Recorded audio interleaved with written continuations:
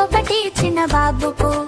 అమ్మా చేతి వంట అమృతం లాంటి వంట, తింటే బలం వస్తుంది, ఆరోగ్యం పెరుగుతుంది.